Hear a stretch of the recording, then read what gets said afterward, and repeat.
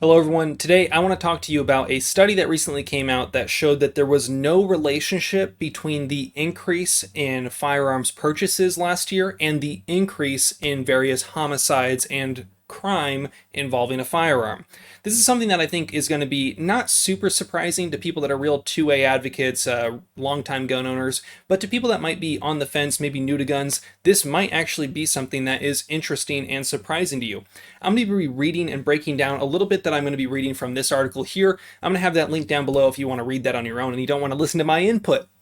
But before we get going, though, I do want to say thank you to the sponsor of this video. It's all you. Thank you for everyone liking, commenting, subscribing. Thank you for the interactions that we have both on here and in other social media platforms.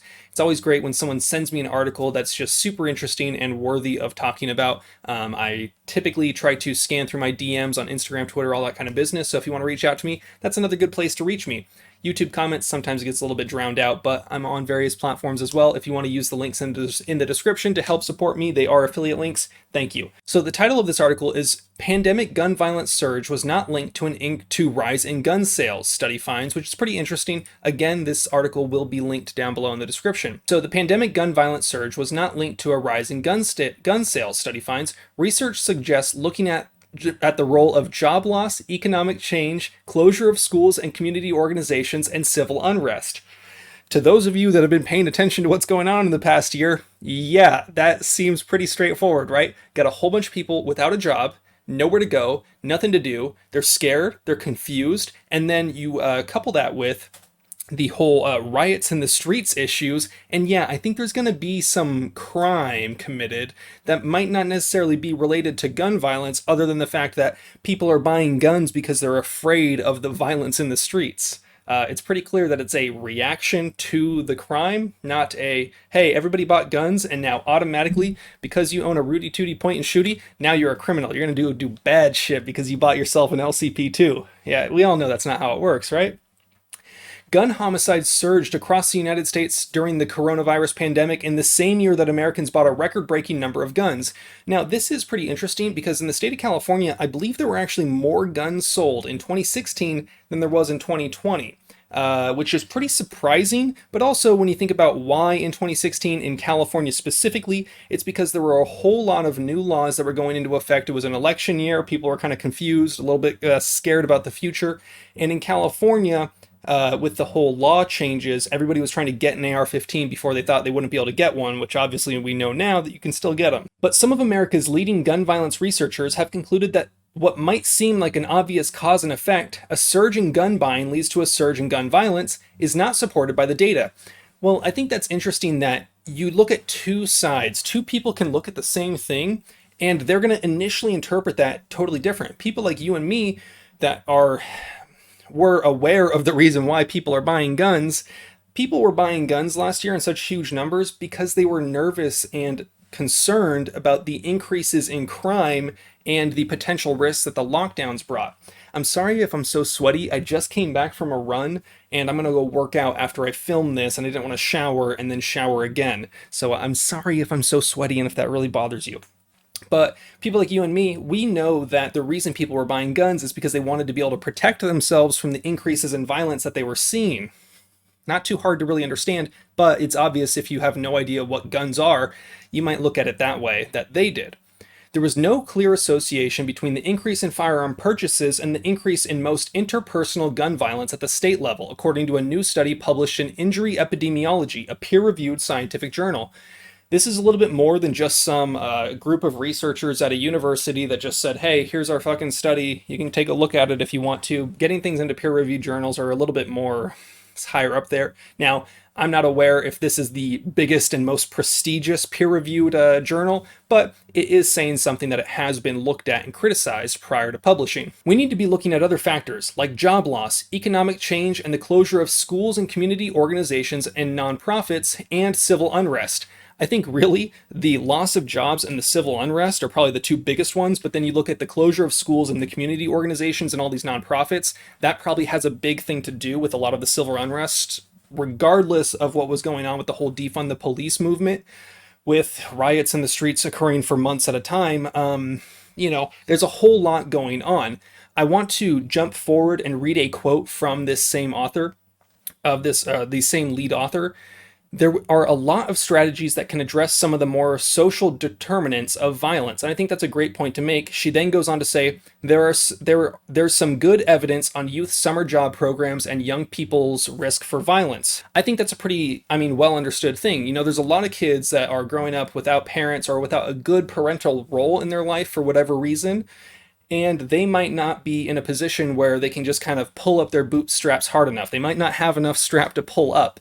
So when you have programs that give kids a safe place to go that's disconnected from gang violence or drug activity, that kind of thing, give them skills, give them a work ethic, give them job experience, I think those programs are great for that kind of preventative measure. And I think that's a great thing that I think the people that are focused on gun violence but focusing on the root cause of it, like the socioeconomic issues in America, I think those are right where it's at. We need to be focusing on giving people skills, getting them up out of poverty, giving them the ability to succeed when they might have had a harder time and not had it in them to do it on their own because they get lost in the sauce of violence and gang activity.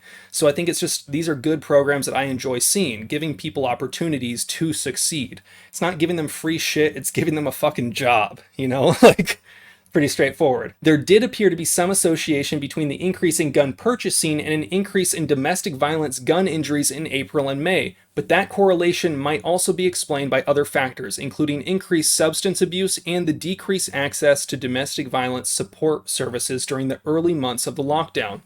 I think this is a good point to make, because during those first early months, everything was shut down, people weren't allowed to work, and think about how many marriages, how many domestic situations in America were probably just at the fucking breaking point already.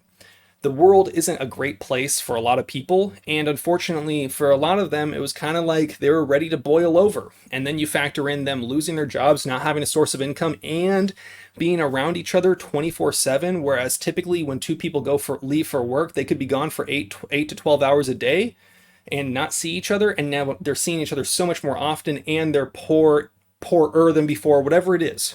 I think it's pretty clear because in the study they can't accurately say that, hey, it's the gun. It's likely because they no longer had the services or the access, or now in a much more stressful, much more aggressive situation where they had no way to actually separate themselves and disconnect and cool down. So I think we can look at those as some of the true issues behind it. Now, there's a large body of research demonstrating the correlation between gun access and increased risk of gun injury, Schleimer said, an association that is particularly clear when it comes to the risk of gun suicide. Yeah, that's absolutely true. Having a gun around in your home makes you more likely to accidentally hurt yourself or intentionally hurt yourself with a firearm. Because if this was, let's say, for example, I only owned this gun. If I had this gun at a friend's house, I would become much less likely to suck start this bad boy than if this gun was in my house. So yeah, having a gun is directly correlated with an increased likelihood of gun suicide. So for me, I'm less focused on gun suicide as much as I am the idea of suicide in general, and how can we prevent that? How can we get people the resources to succeed and not want to kill themselves? I think that's a better way to look at it. Now, this next line comes from someone associated with the Gun Violence Archives. Data from Chicago and other cities, and now that's clearly a very biased source of information. Data from Chicago and some other cities suggest that we have seen sharp increase in illegal gun carrying. And I think that's an important thing to note because we're going to talk about the difference between illegal versus immoral.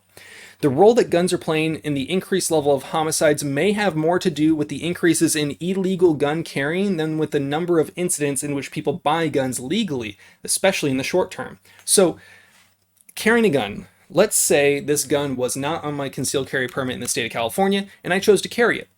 That would be illegal for me to do. Is that immoral? Am I a bad person? If you don't have a carry permit because you disagree with the idea of permits, does carrying a firearm with you make you a bad or dangerous person? I don't think so. But this idea of them associating illegal gun carrying, they're saying, hey, everybody that carries a gun illegally is bad, is the assumption that they're trying to make in that situation. And I think that's something important to note, because in places where it's difficult or impossible to obtain a concealed carry weapons permit, they are left with the choice. Do they get caught with it, or do they get caught without it? You have to make that choice for yourself, both of which ruin your lives typically, but one of them is more likely to lead to you being game over.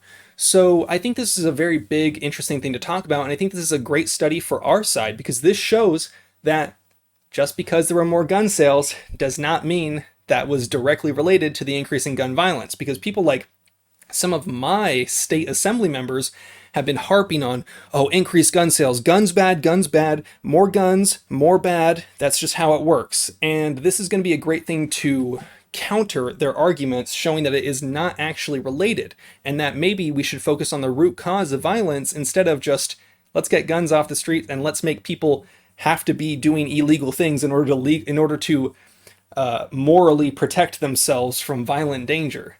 Let me know what you guys think down below. You guys know the drill. Have fun, be safe, stay dangerous. Peace.